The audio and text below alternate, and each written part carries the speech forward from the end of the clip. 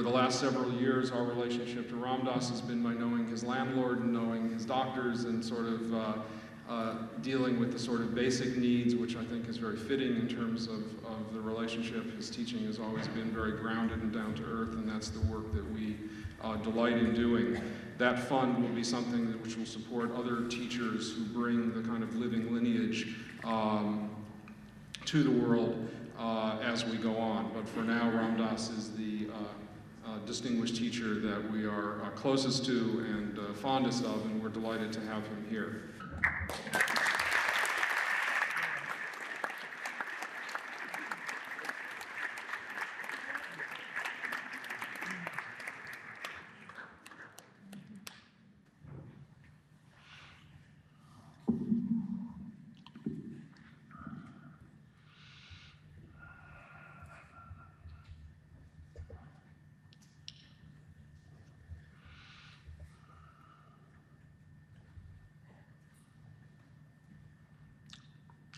This is a wonderful institution.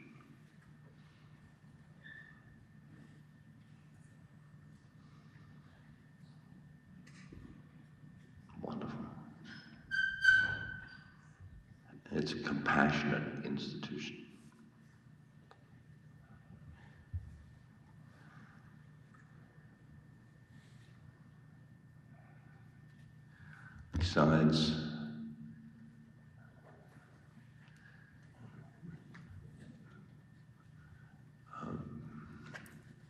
Besides, they pay my rent.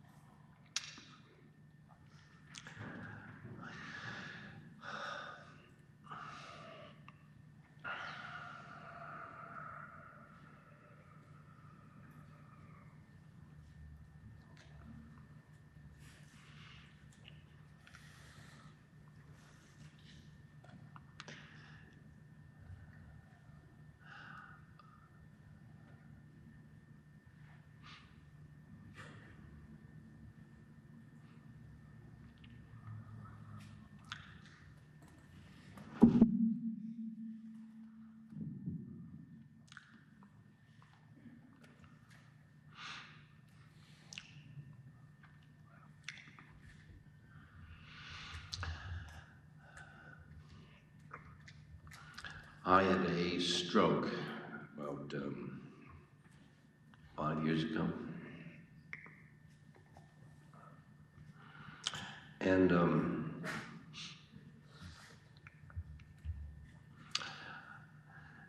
I feel stroked.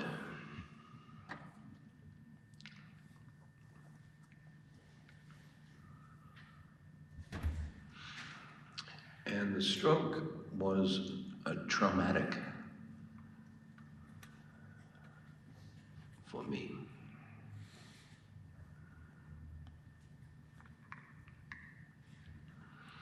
It affected my body.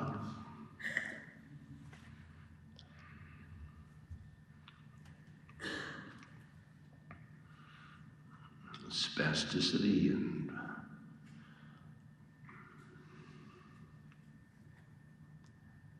pain.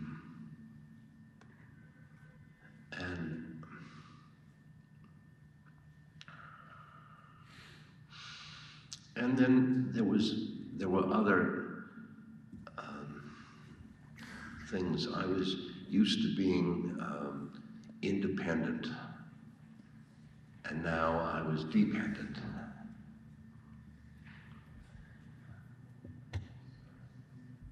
Paul Gorman and I wrote a book, How Can I Help? And now I write the book, How Can You Help Me?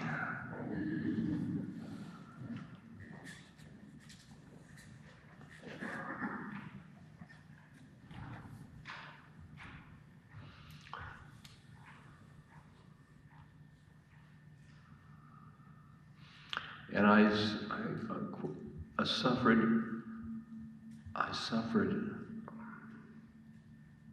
spiritually.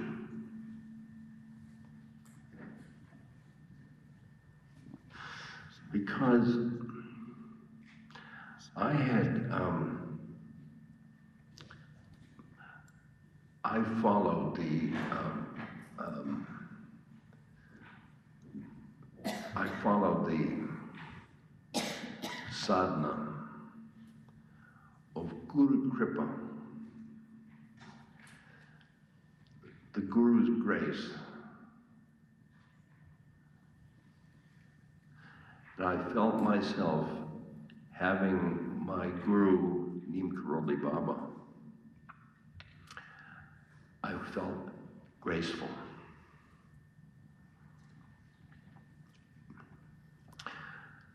Ever since I known him, my life graced.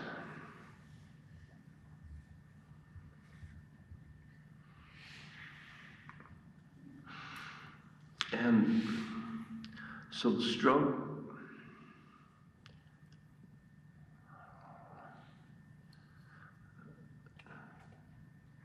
was spiritually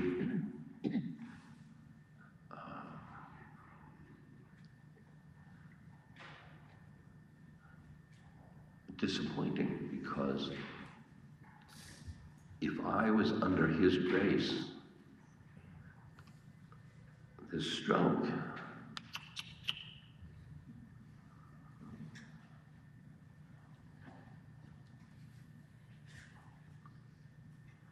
and I spent the first month or so in the hospital. Maharaj's grace, the stroke, grace, stroke, grace. But the stroke, what's it doing here?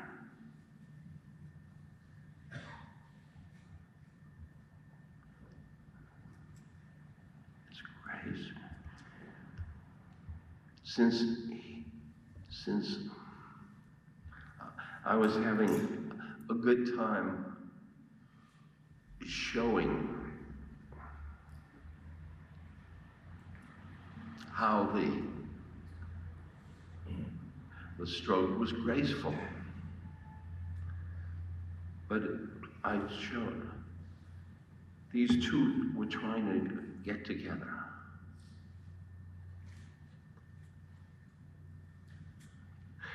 Because I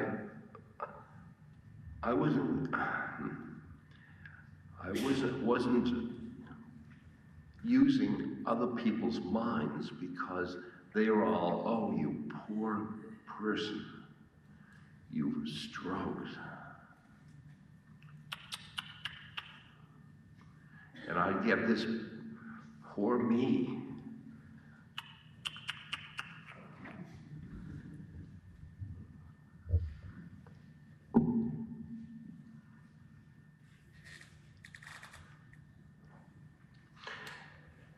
And then the whole business became so too much between the physical and the psychological and the spiritual.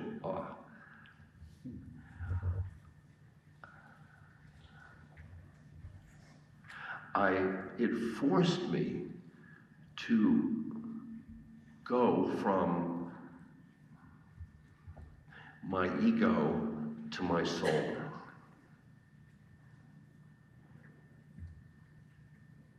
It forced my perception. I was looking from ego perception, which, oh, this is a drag. What? Ooh, this pain. Ah, my body. Ooh, ooh.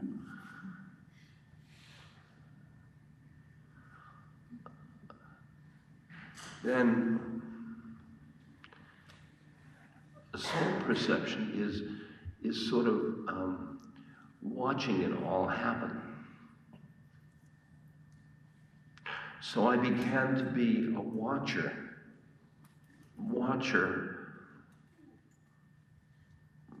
I watched him who had the stroke.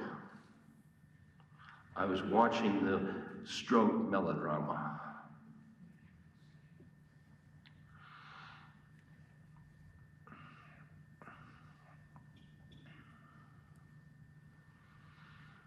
And I noticed that the stroke had pushed my consciousness to the witness.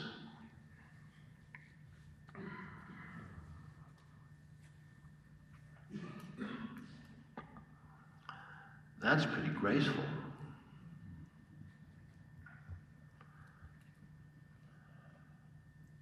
And then I went to, there were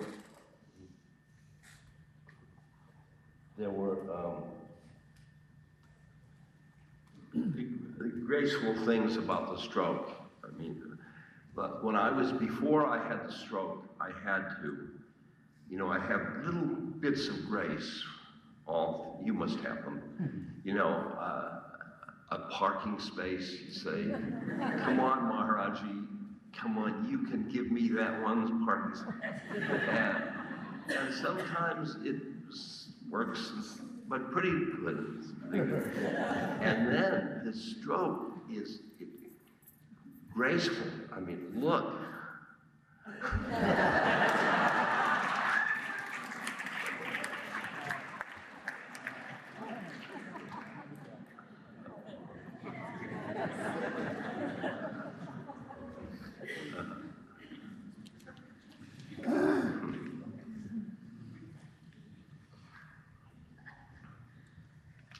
And I started to bring the two things together. I'd like some, this stroke I called Tough Grace.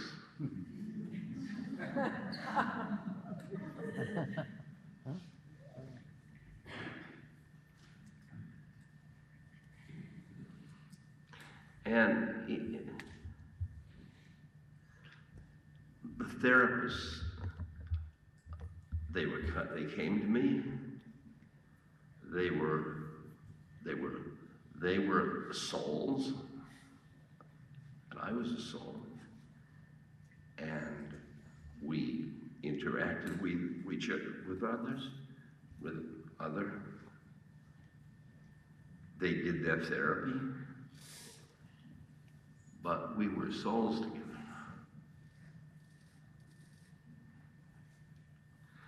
Because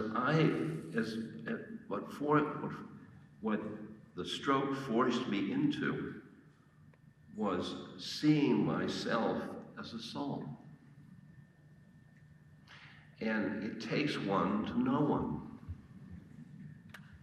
So I look at you and I see all souls. Souls in an incarnation. And most of you souls, are, like I have been many times, identified with the incarnations.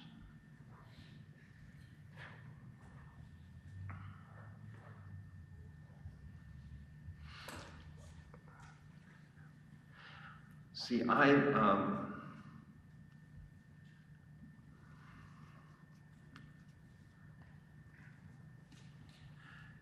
you all probably know that I've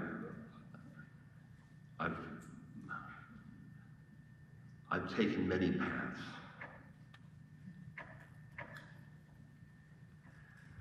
What I didn't learn from one, I learned from another. Always I kept learning.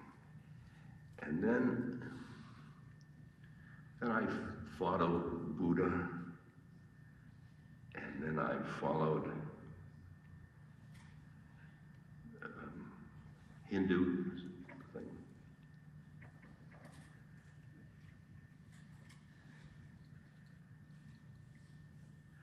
But now I've,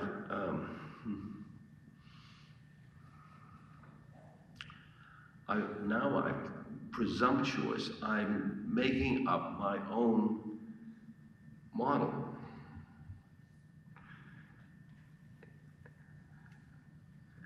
You can find, I put it from, culled it from the perennial philosophy and Buddhism.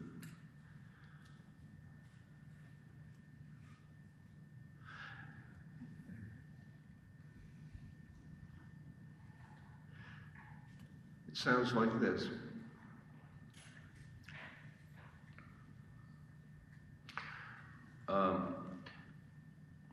We are three-planed beings, three-plane beings. Consciousness, I'm only with consciousness. And consciousness can identify with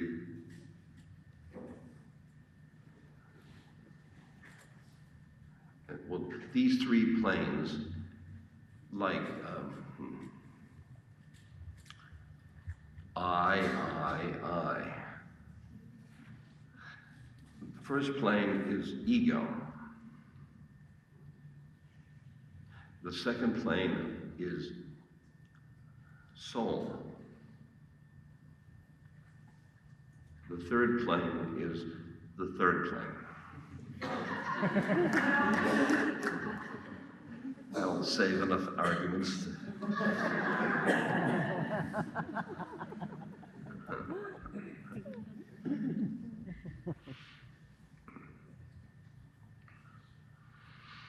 Now, what's interesting is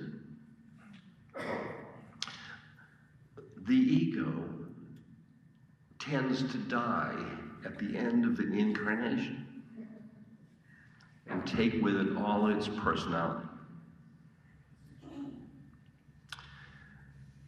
The soul goes on and it sees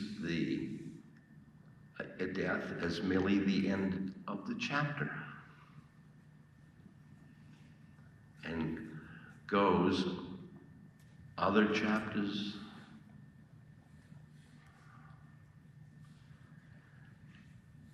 After enough chapters, when it has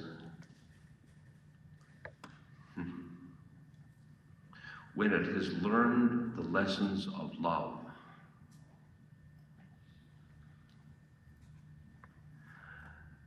and suffering,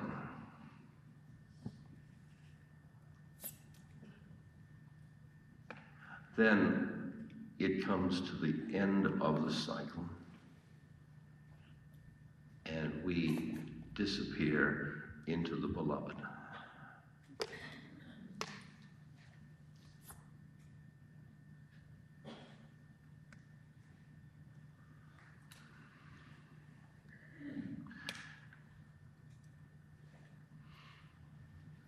You as a soul, you were in soul land, and you looked at incarnations. There was a store that had incarnations.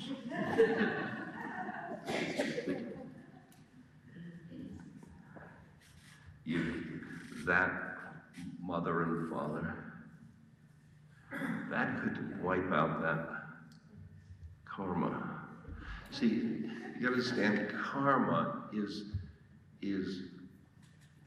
souls have karma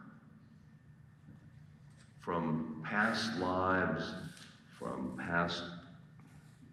your lives, and from this life. And the soul has sort of a card, at bingo games, now I need a 13. 13, aha. Gee, what?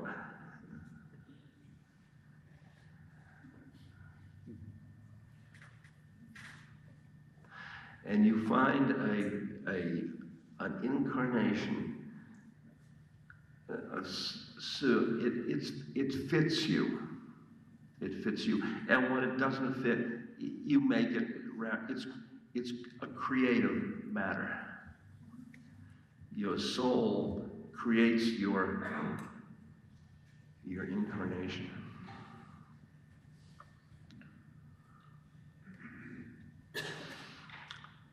Now, I am a motivational psychologist.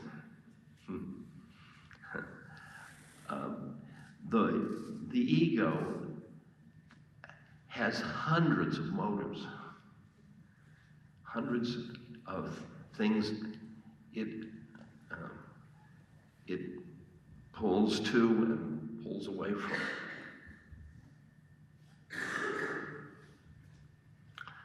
But the soul has only one motive, and that is to meld with the beloved, with the one.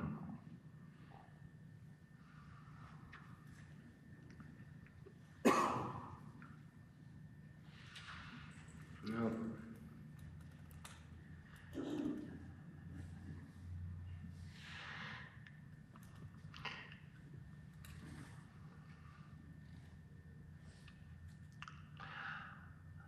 I am, and you are,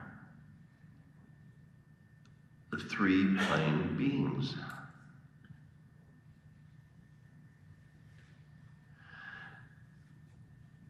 It seems to me that spiritual people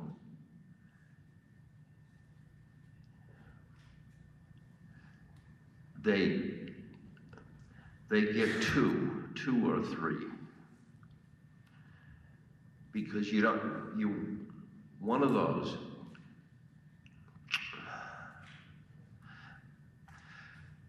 like,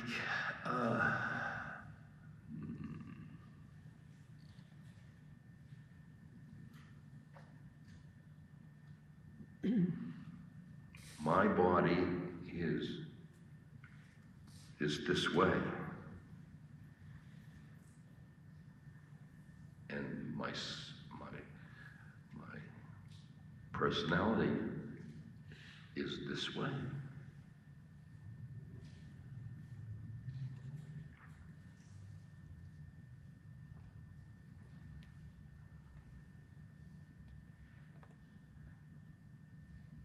And I can go and I can identify with those things,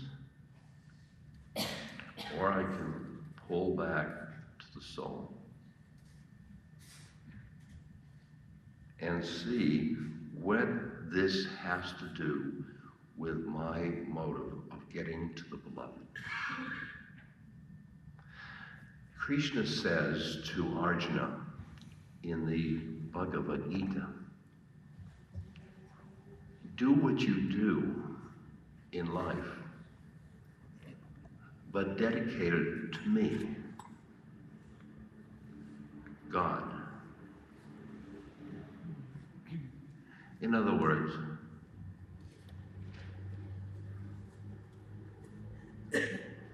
live a dharmic life. A dharmic life.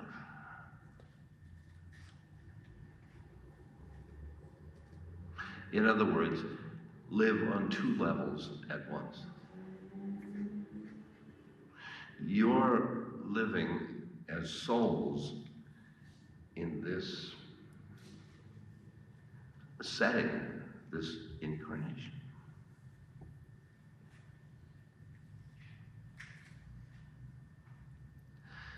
Now, when you identify with the incarnation,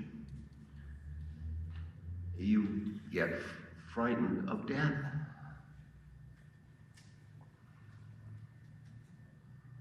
Souls, well, it was like the frightening of the last page of a a chapter.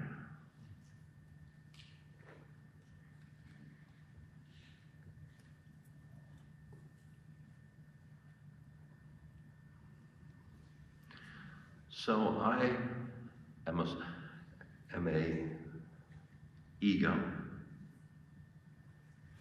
and I get scared.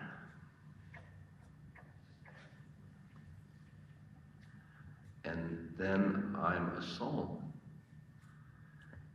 and I say, isn't that interesting?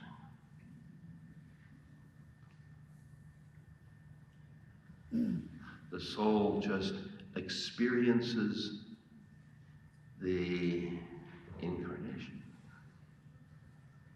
by witnessing it. Now this is all mind garbage.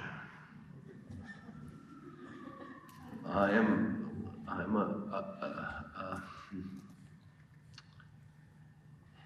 giving you one of my mind moments. If you can use it, fine, but you can forget it.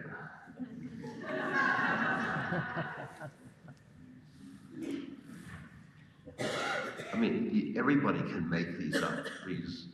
The mind, because the mind down in the ego stuff. Where did that come from? That came from the soul created that.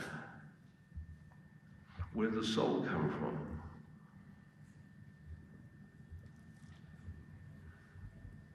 The Creator.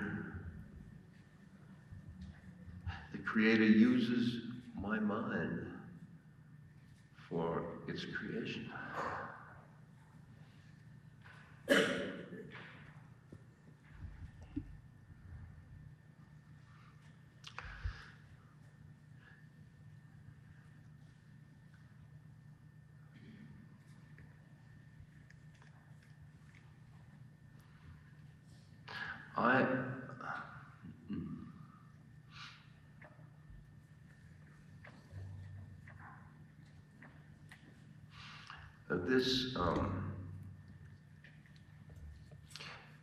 Your awareness is part of number 3. When you say, I, the awareness. And that number 3 has a very mystical part, because your number 3 and my number 3 and 1 are all the same. Not part of, there is 1. Number 3 is also called the Atman in Hinduism. It's called the still small voice of God in the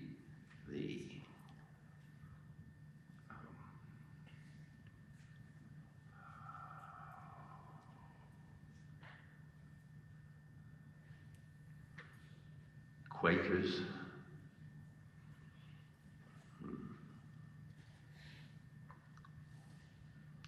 Now,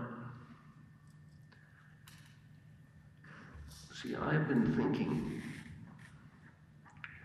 whether my little storyline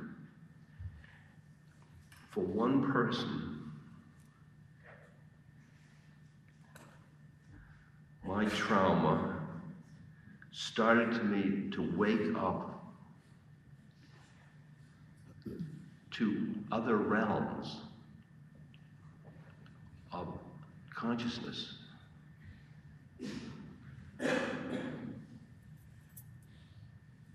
Do you suppose that our culture can do it?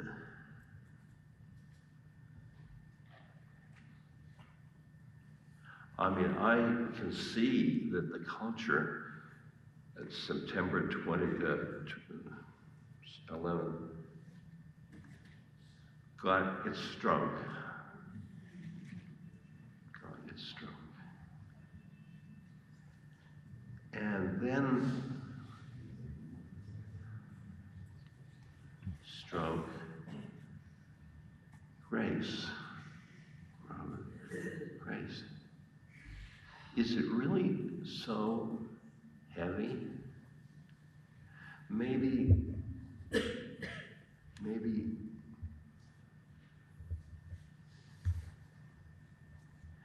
see, when we talk soul talk, we don't have it so heavy.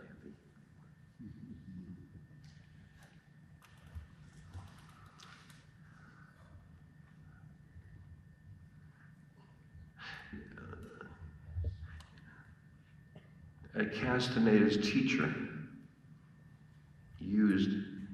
kept death over the left shoulder.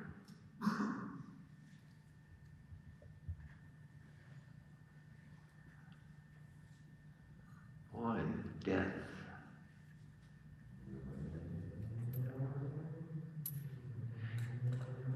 You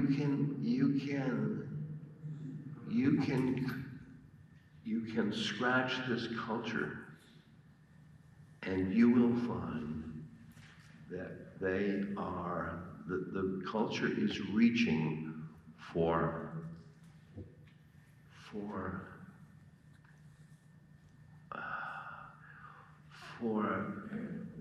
their connection to the beloved.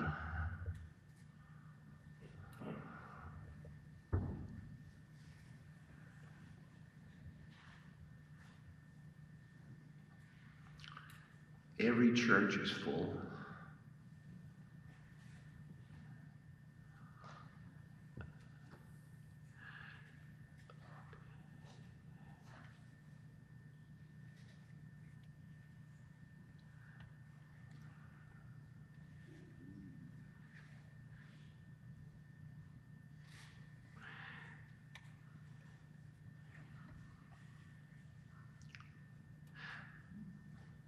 People call me and say, what do you think of September 11th?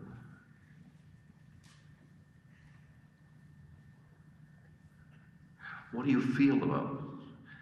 I say, well, why don't you look out what you feel in if you go to the top tip of your insides,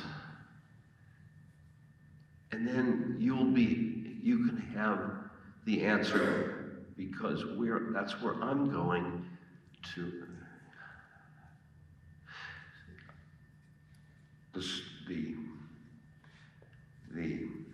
The trauma pushed me up into.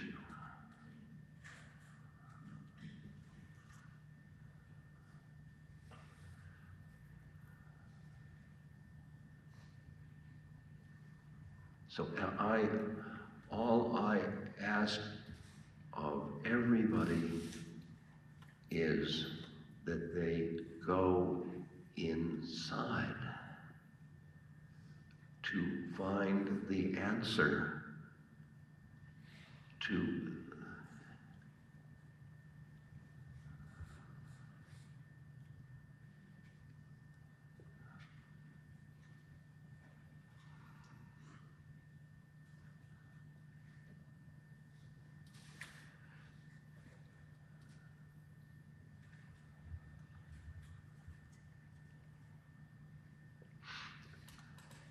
I know I've been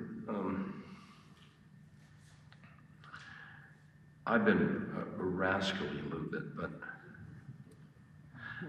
like I've studied Shiva, and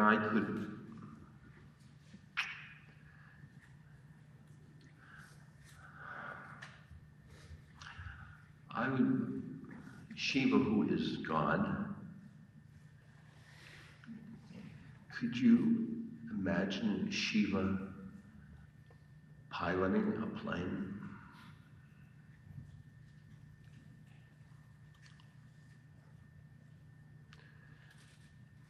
That's the sword that is, the world's population is, something will happen where the souls will remember. They will remember.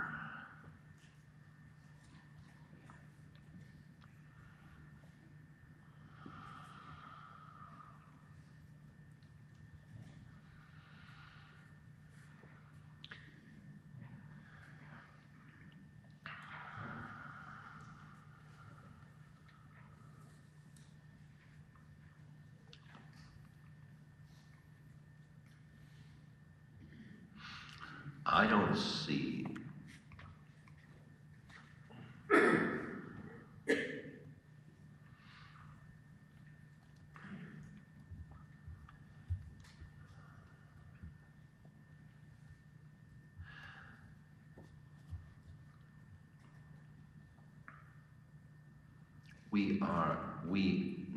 I don't see that. We are becoming human. Human, the way we are concerned about our families. We are living in community.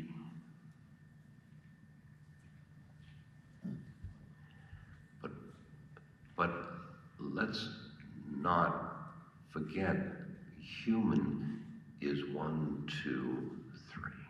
I.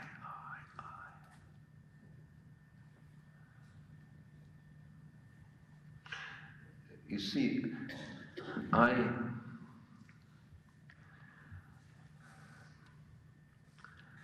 used to sit bedside for dying people.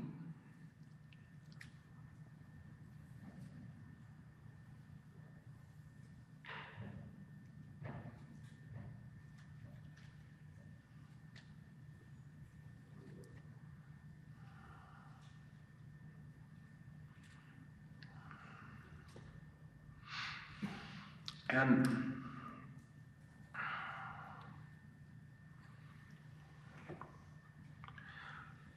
the person would be lying in bed, and I would be Mr.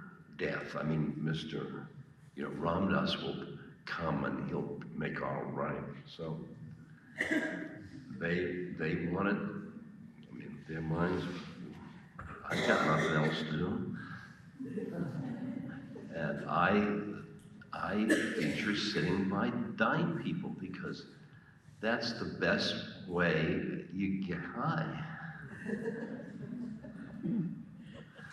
They got nothing to lose. So it's not like egos. You're sitting. I took care of my father, and he was such a beautiful soul. And for all those years, I never once noticed his ego was, and mine was, and we, father and son.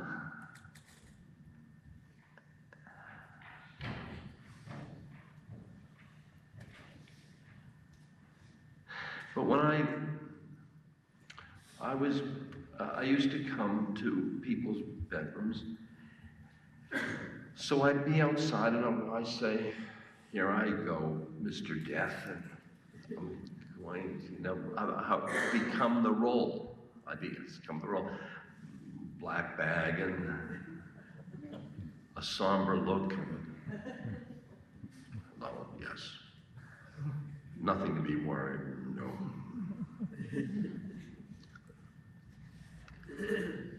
But and even at that time, they felt better because of my visit.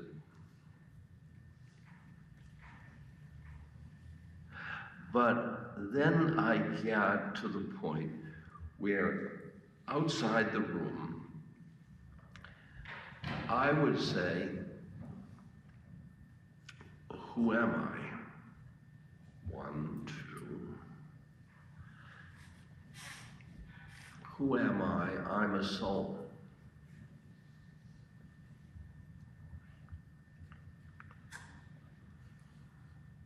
And I'd open the door, and there on the bed would be a fellow soul.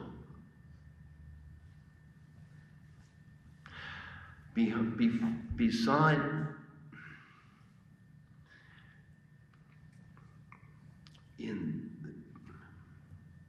I used to go in and say, there is a cancer patient or there is an AIDS patient.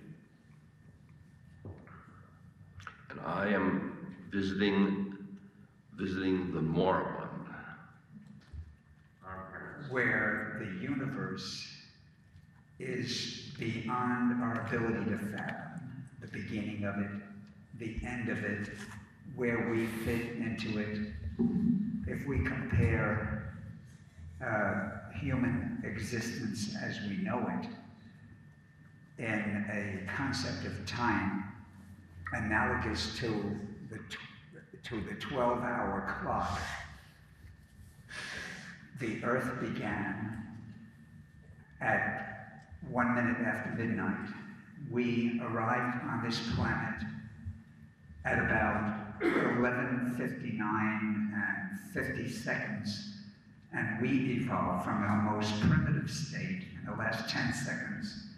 And based on the way humanity is destroying the planet and our spirit and our ability to coexist, we may cease to exist.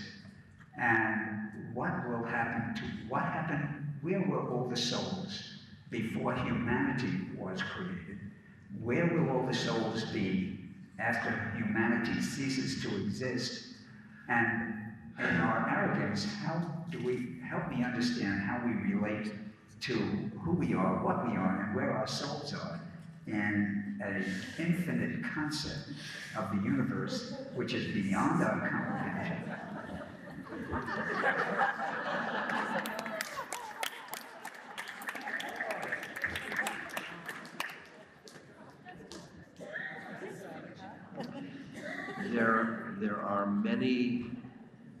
There are many more souls than people. And the souls look around for incarnations, and some of them find in here, and some of them find in other planes.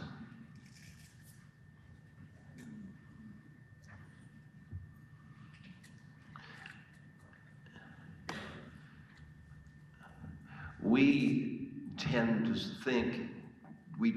to think this is a plane of highly valued. This is like the 3rd grade.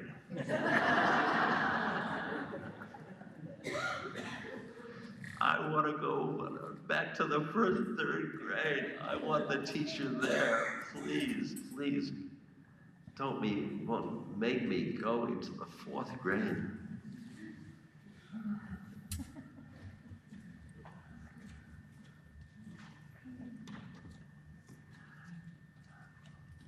I think it would be too bad. You know, what is happening is happening. I don't second guess God, the Creator, who's not a separate being, but it's all of this.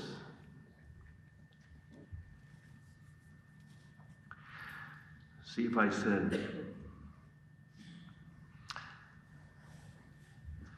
that's a terrible thing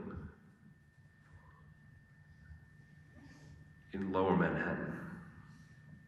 terrible. I wouldn't have done it that way if I was God.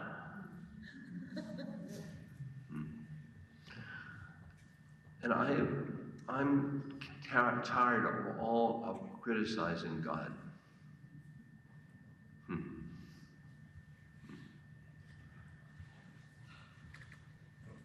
So therefore,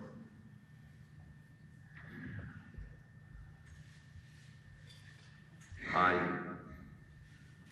make things as nice as for other people and myself, and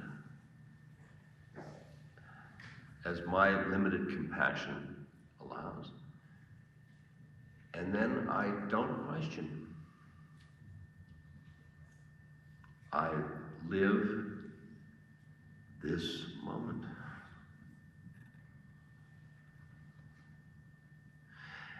And this moment this moment is like baklava. Is, there is honey and there's nuts.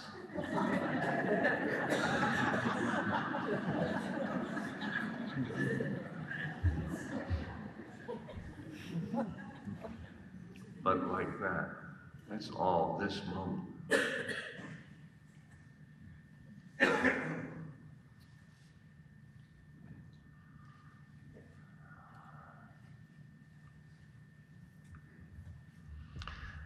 Now, sir, what was your question?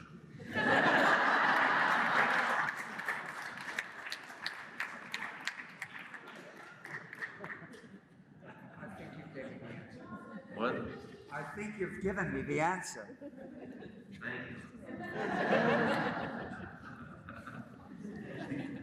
He's a show.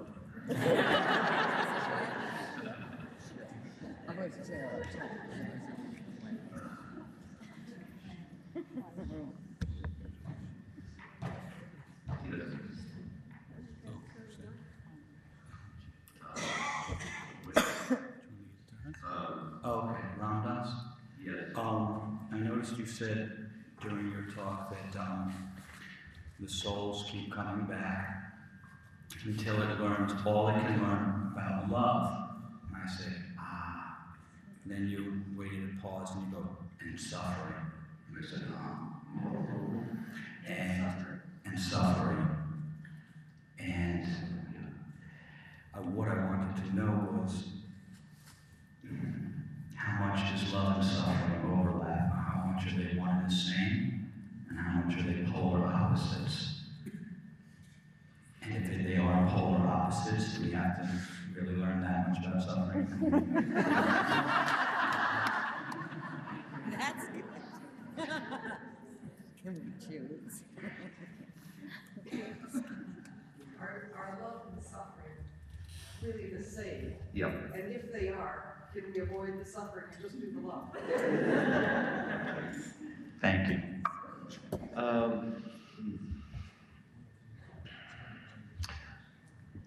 My guru made a statement once. There was a young girl at the darshan, a young Indian girl, and she said, Maharaji,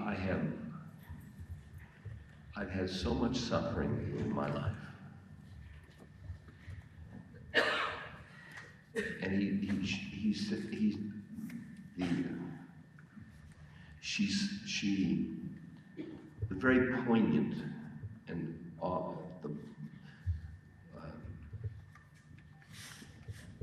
and Maharaji said, he said, suffering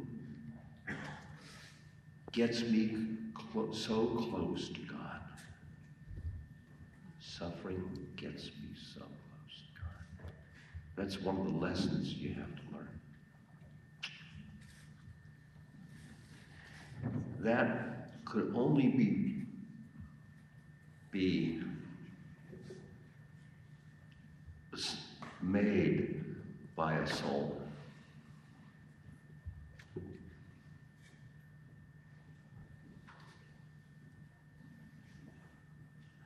And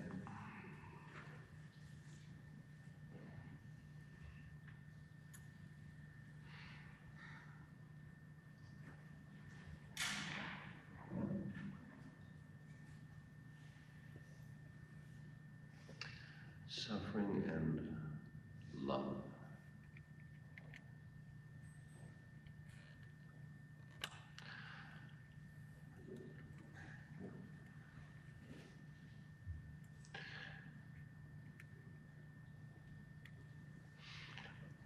Love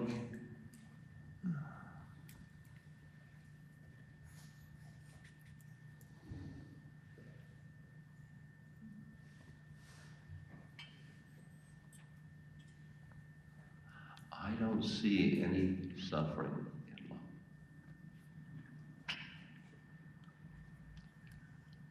I don't see any. Did I miss something? I just can't see it.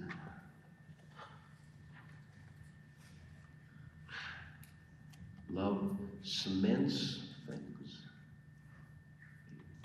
relationships. Love brings you so close to God.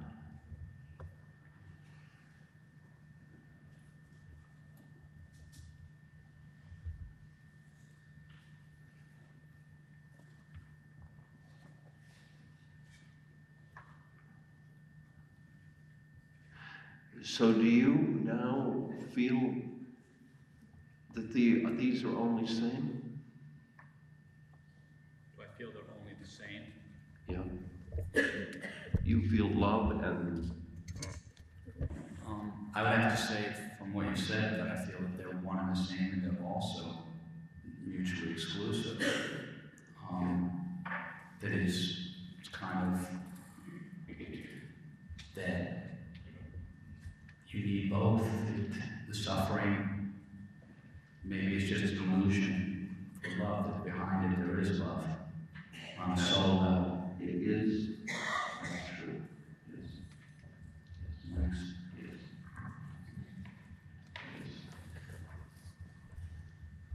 The ego suffers.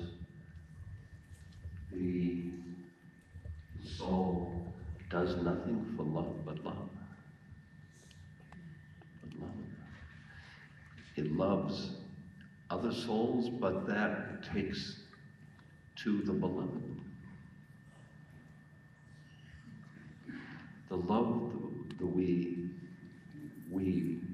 have for one another is a royal road to loving the beloved. Because I'll tell you about my guru, I'll tell you about love. My guru, you've read all this, but let me say it. I came in a car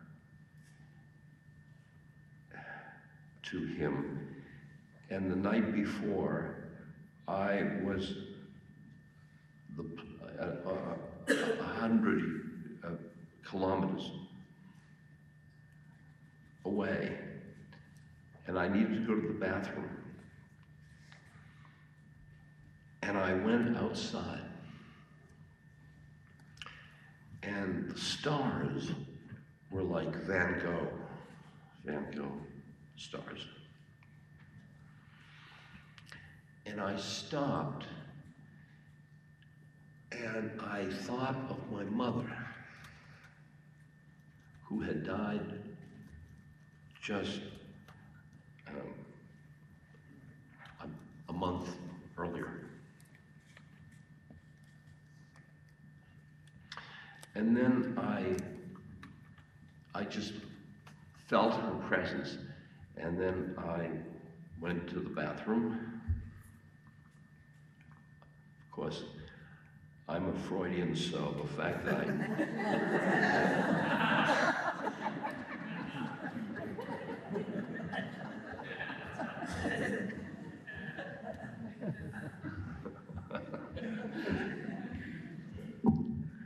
well, and the next day, we went for kilometers up to the mountains.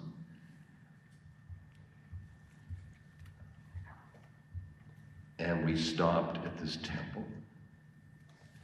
The fellow I was with stopped. He wanted to see his guru to get his visa extended. And I sat in the car. I didn't want it to Hindu gurus. Hinduism, day glow paint and fluorescent lights. Oh, Jesus. I was a nice, clean Buddhist. And so the Indians around the car said to me, go see him. So I got in the car and I went up the hill, this rocky hill, and I stood apart from the scene. And this fat old gentleman with a few people around him, and this fellow I had come with he's in Danda Pranam, he's on his belly touching this man's feet. So I didn't look I didn't want to touch his feet. I mean, no, my hands were in the pockets. And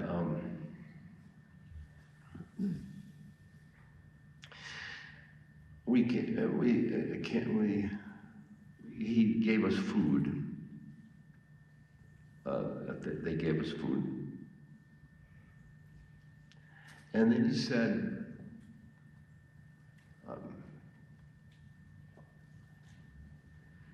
said, will you buy one of those cars you come in and give it to me? This was a car I had borrowed from another friend. First you go, will you give me that car? And this fellow who was with, Maharaji, you can, if you want it, you can have it.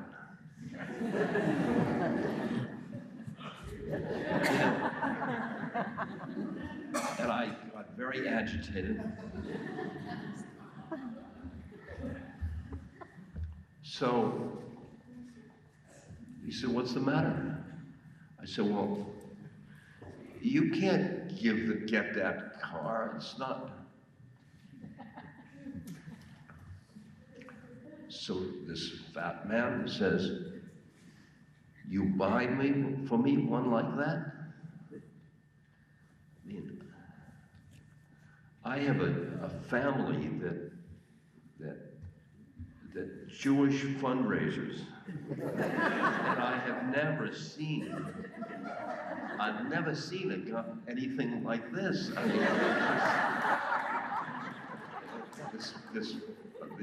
this guy asking to a Land Rover, and I was getting more uptight, and then he said, come, sit. And then he said, you were out under the stars last night, thinking about your mother.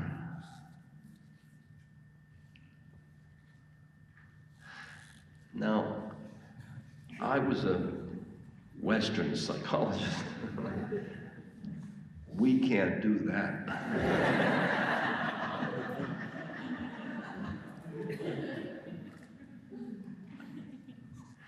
And I was desperately thinking, how does he do it? I mean, he's got my file underground or something like that. And my mind was going, because, wow, if he knows that, ooh.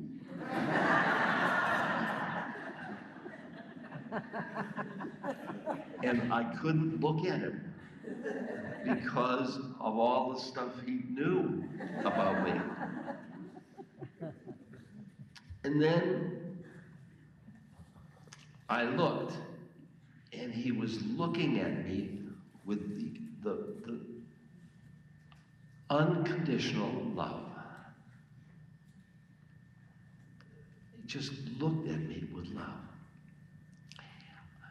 Up to that moment, I had always thought that if somebody really knew me, they would never love me. And he knew me, and he loved me.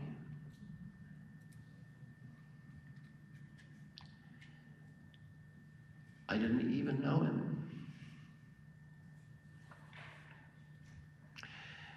And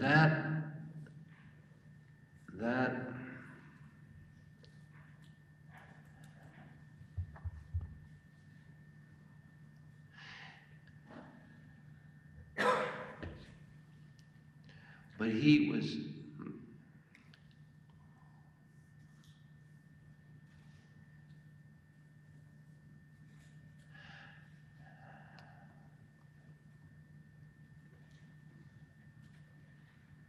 that was the love that drew me in.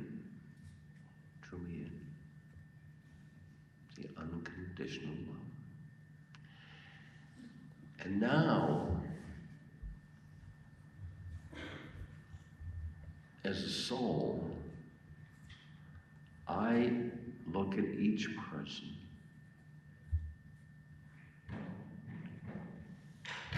as a soul.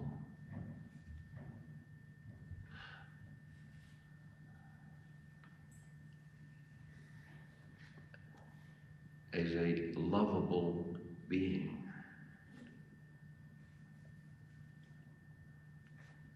With their incarnations here and there.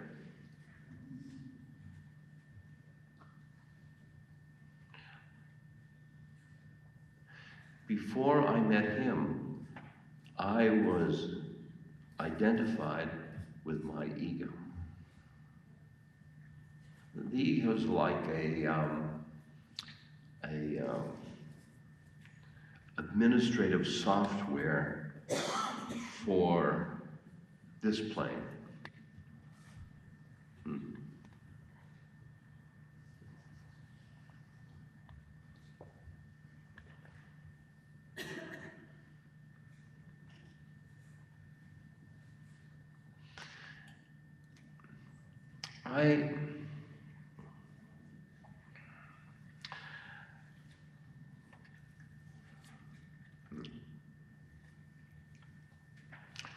I sit in my home, which Greyston pays for, and I look out a big window.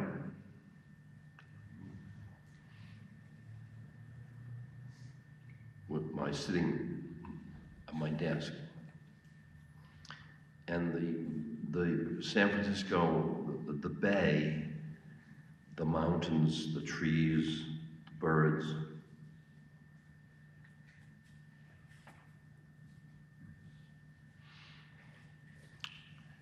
And I go up the mountains and I the sky.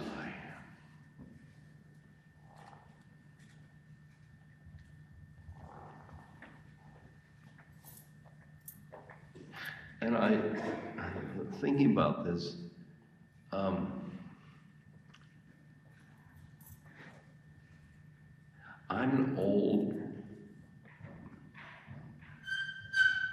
old fart sitting by a window, looking out a window. That's what somebody would say. I'm 70, that's what old, I suppose.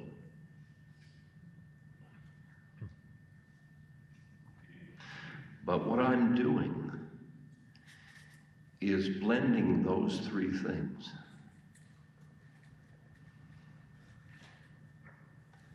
And reaching or identifying with that quiet, peaceful totality.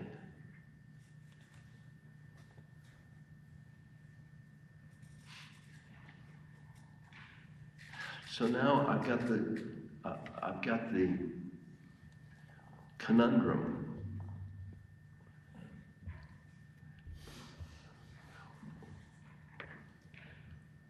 Doing that or doing this.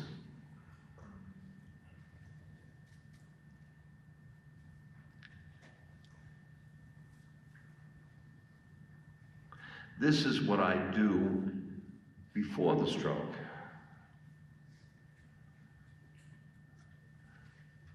But now I could just sit,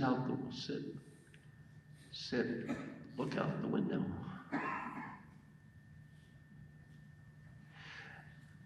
And I thought those two actions, what would be compassionate? Which one for this culture?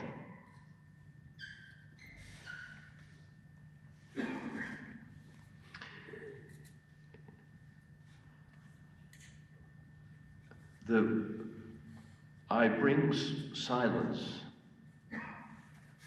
to the culture by my silence. Or I bring words.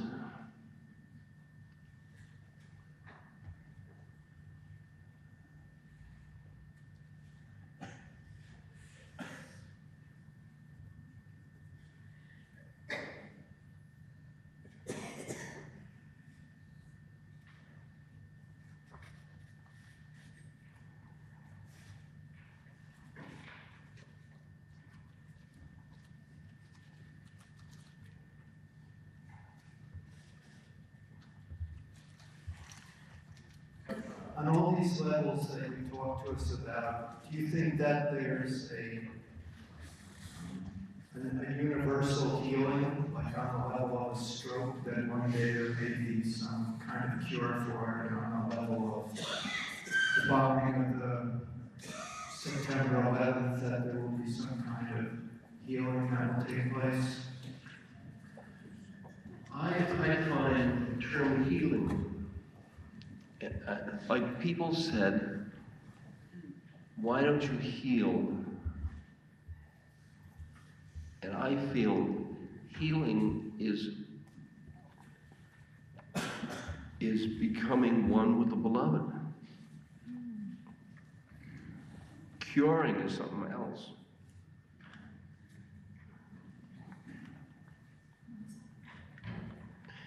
And September 11th,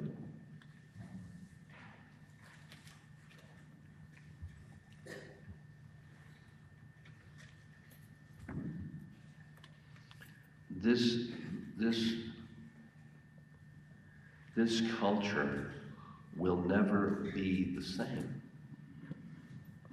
Never. So it won't be cured, but it will be healed.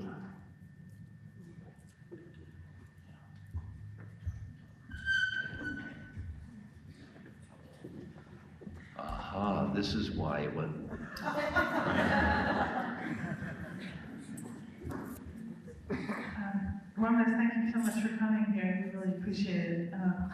You had asked before that when people were calling you, and many people also called me about September 11th and asked, you know, what I felt about it. And I thought maybe if I shared with you what I, you know, came to in my own level 3, or whatever you call it, you might share a little bit of yours. For me, I went down there recently just to see it because I've just been in my head seeing newspapers or TV, and I wanted to feel it and not deny what actually happened and pretend everything's the same. And what I came to was like boiling water. That water, when it boils, all the impurities rise to the top and boil off, and that as much hatred and anger as I have in myself, or others have collectively, this is boiling up. And I've seen in the streets of Manhattan an outpouring of light.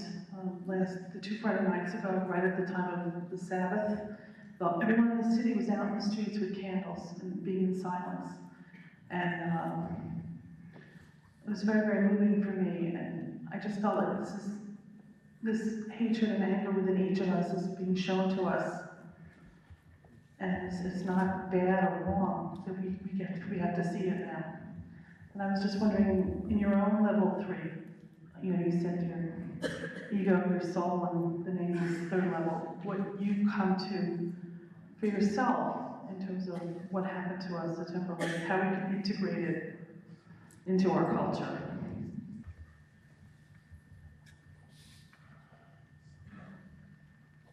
September 11th.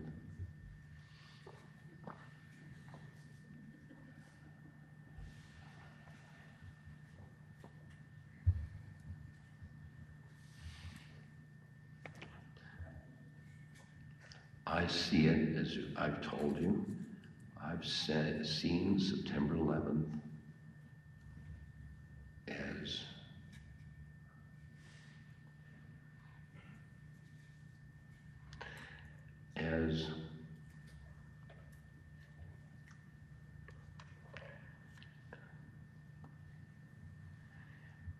as fierce grace.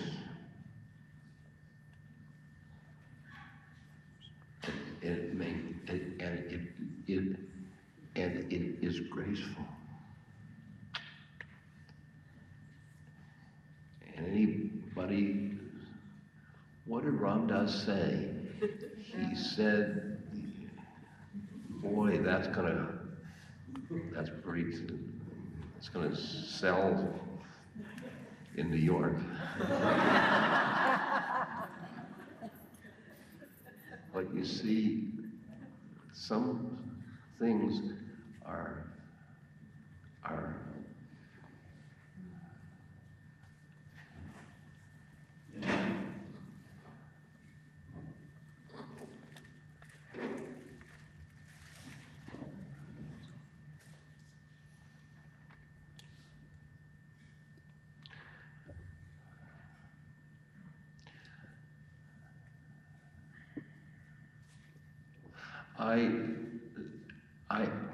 I have anger towards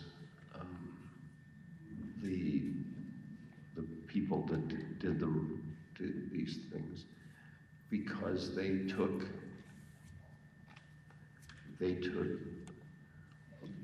life, they took happiness, they took our naiveness.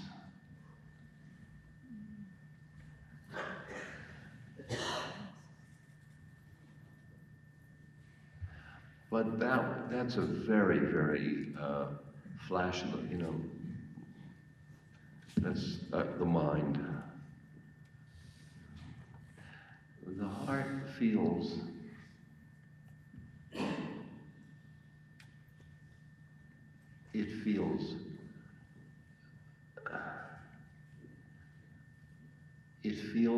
compassion for the people who lost somebody.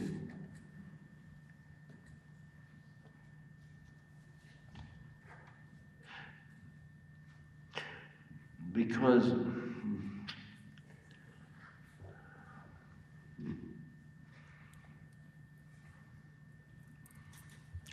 I'm compassionate for the way they are seeing it. It's too bad. Because you can lose somebody that you loved, and love is a soul thing. So they're not lost. All they're doing is change its form. If I could tell them that, I would.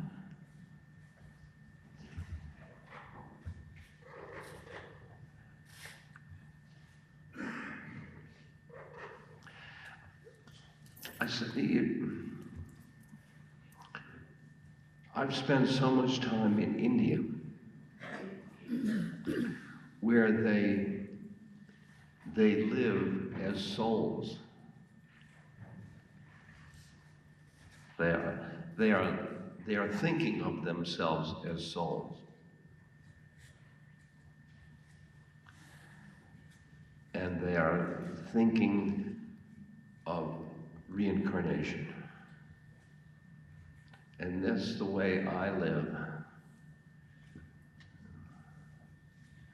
This is well,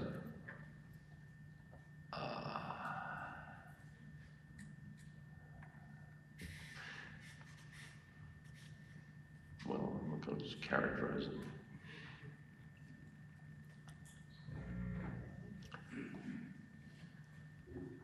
Whoops. There are hands up there. Hi. Earlier when you had first talked about September 11th, you said if you were God, you would have done things differently. Unlike most of the people here, I've never really heard of you before, and I haven't read any of your books.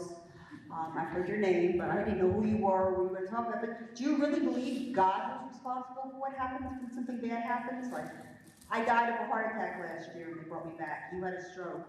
But I don't blame God. Did you say you blamed God? Yeah. Wow.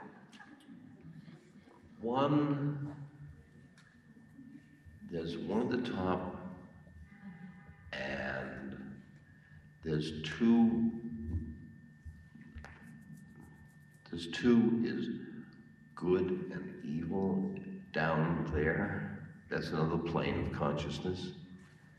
I don't want to put God is good and leave him out of bad. Him. Us, it, the one. The one includes the bad. The one includes the bad. And if you get caught in bad and good, I feel sorry for you. Because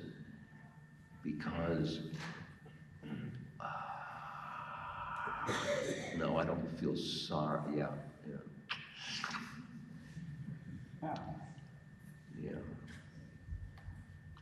That's where the church got caught.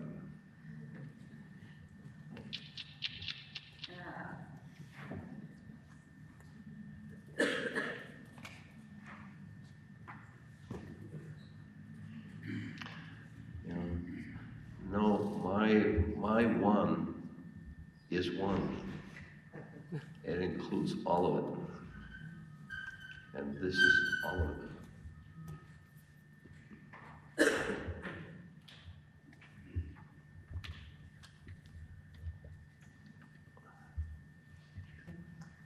As everybody's talking about September 11th, I wanted to share my own personal feeling.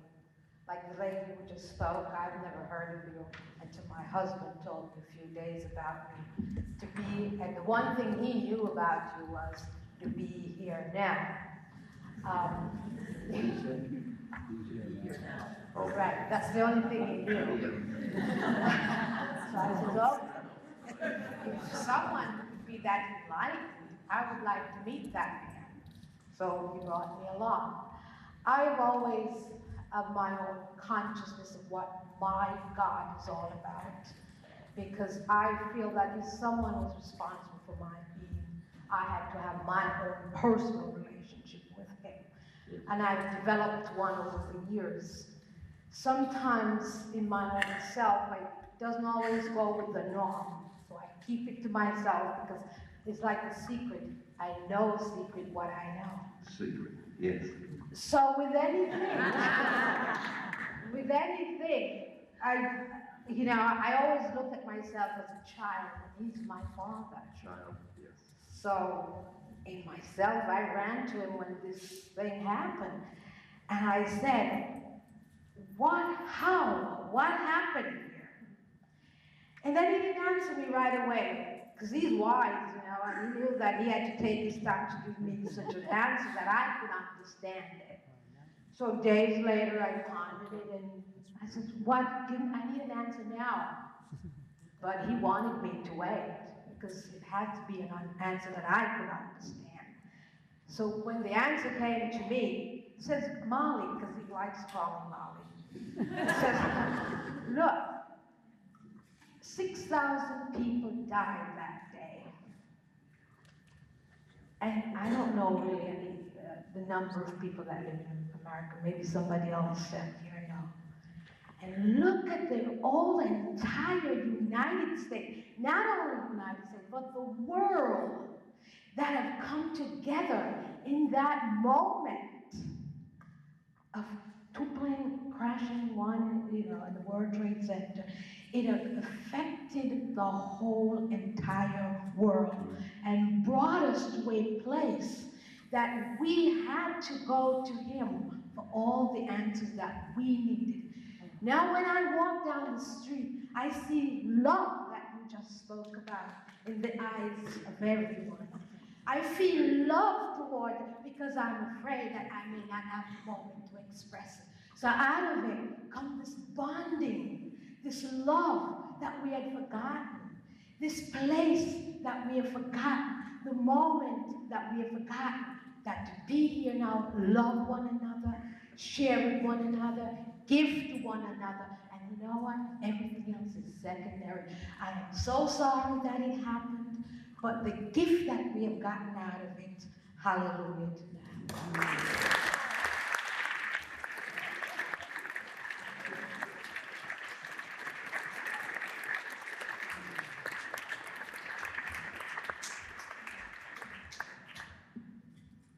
There's a woman in the back. We're going to take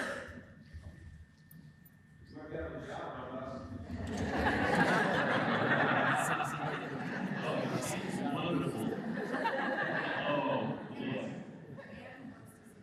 We're going to take one more question, and then we're going to wind this up because we have a little more to do from our end, and we also want to have a chance to spend a little time around us. And I know a lot of you came from very far away and took trains and all kinds of good things. So it's not like that. So one more question. Namaste, dear heart. Namaste. Namaste, first of all, you don't know that. Namaste means I honor number 3 in you.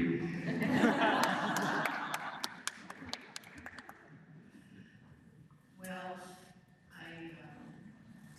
I saw some fierce grace. The last time you and I met at Omega in 1999, we had a little chat comparing our respective brain injuries. Mine came with a little post-traumatic stress syndrome attached to it. And guess what? After living with that for almost 4 years now, there's so many people who I am in a very unique position to help right now. There's, as the media has been describing it, mass post-traumatic stress syndrome going on in New York. And the reason why I tell the story is because now a chapter of suffering in my own life has taken on new meaning and it's given me a new opportunity to serve. Sure.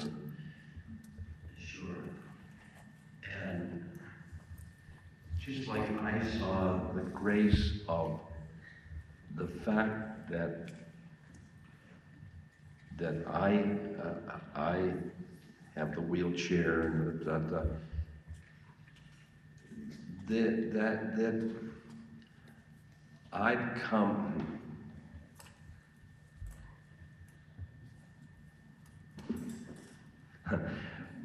the people whose hearts I couldn't budge, I've gotten to.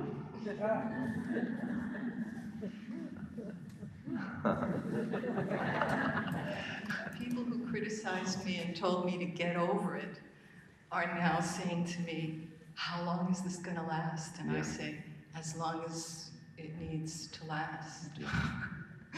Yeah. Yeah. And it'll last just as it will until we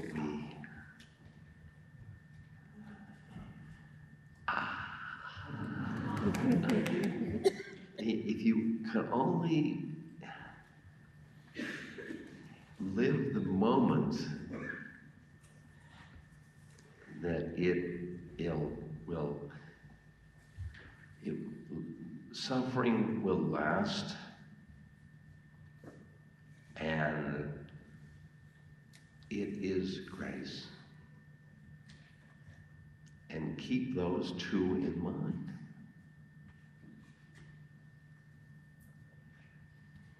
And therefore you will know it. Suffer.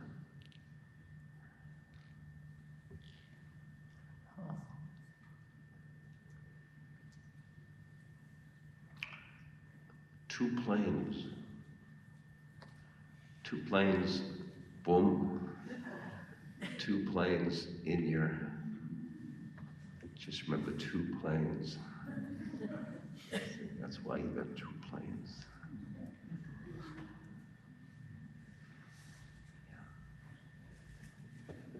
We're going to, she's pushing us to meet.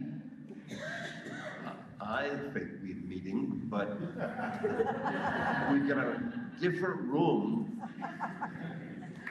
We got a different room.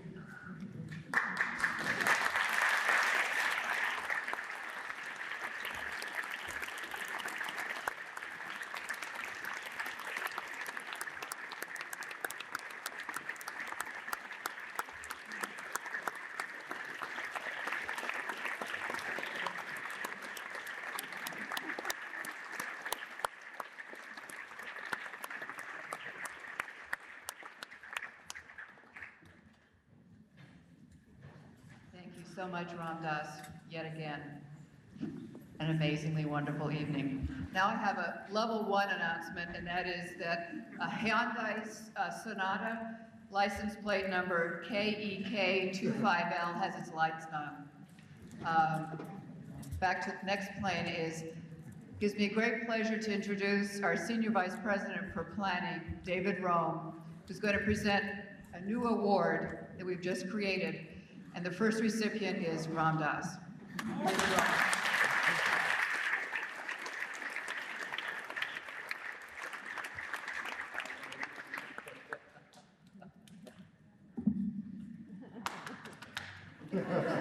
See me get it one.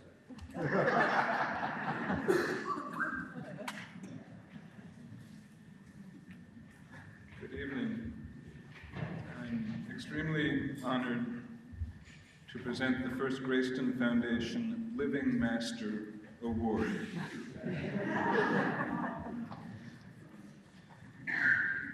And now I have to interrupt my prepared remarks already and say that when I talked with Ram Dass last evening about this,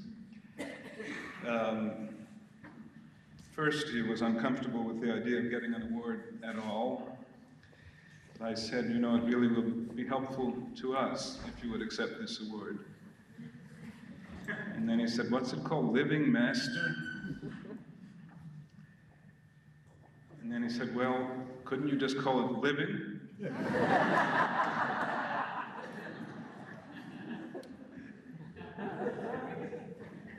we talked some more, and still he was uncomfortable. Master? And we've been talking earlier in the evening about his name, Ram Das, which means servant of God. So somehow it popped into my mind. I said, would it be better if we called it living servant? And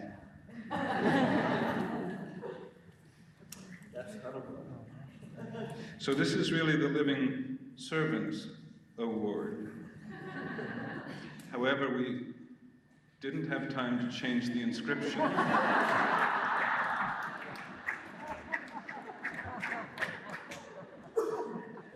Nor did I have time to rewrite my speech. So I will continue.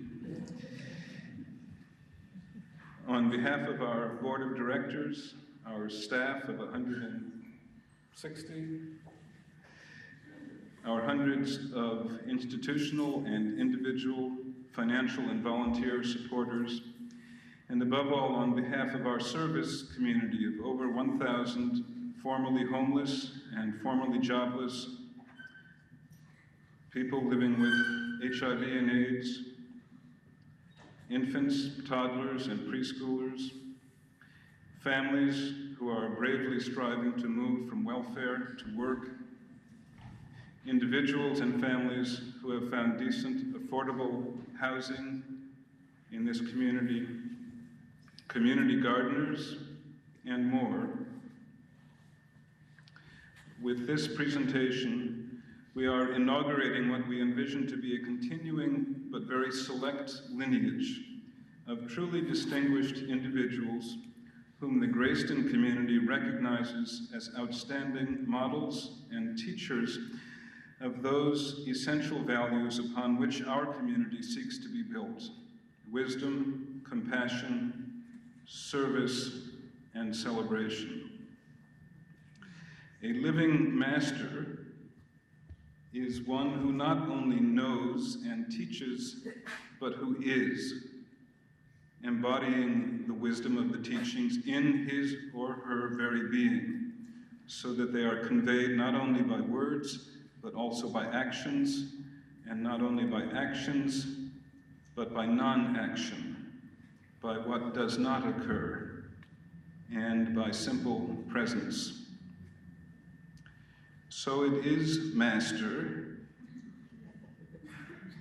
in three senses of the word: a highly accomplished teacher, one who has achieved personal mastery, and the original meaning of the word master, which is simply a great one, a great one. And the living part means alive, which Ram Das is, and for which we are very grateful. But it means truly alive, which Ram Das is. So today, it is not a bronze plaque or a parchment, but it is in a paper bag.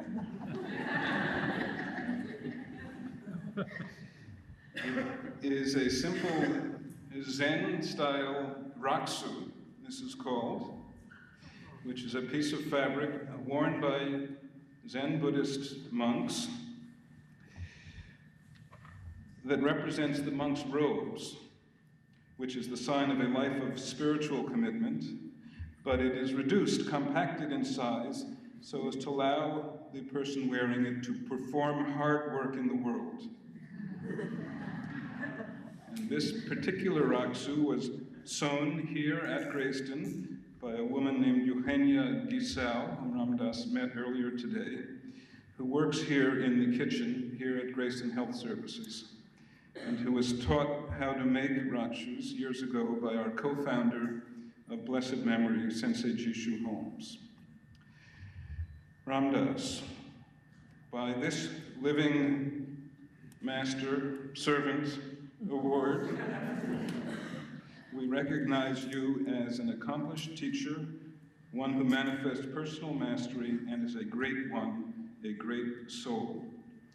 From the days when you first taught us to be here now, through instructing us how we can help, to today when you show us how to be here still, and how to be still while we're being here.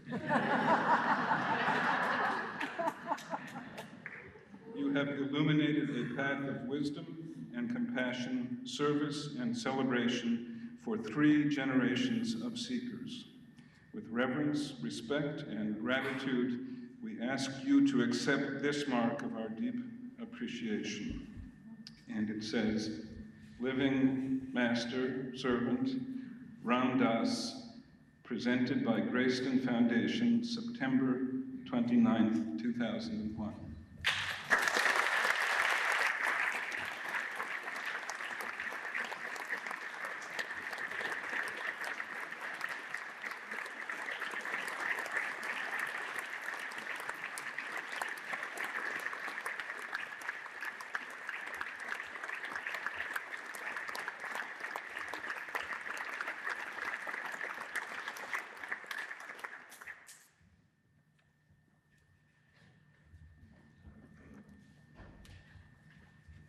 Now I have the privilege of introducing the chair of the Greyston Foundation Board, Mr. Jonathan Rose.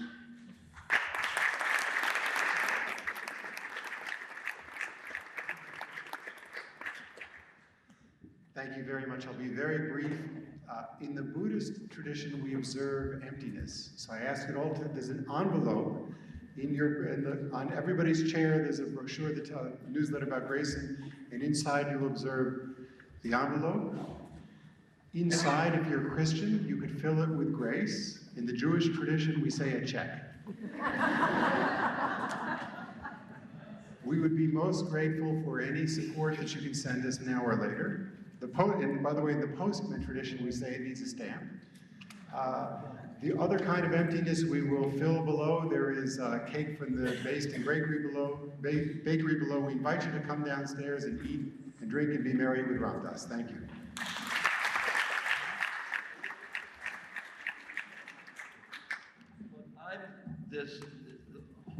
All this ego trap is like, I'm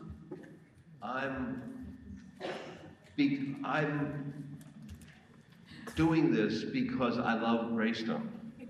So you love Greyston too. I just showed you this ego thing that's, oy.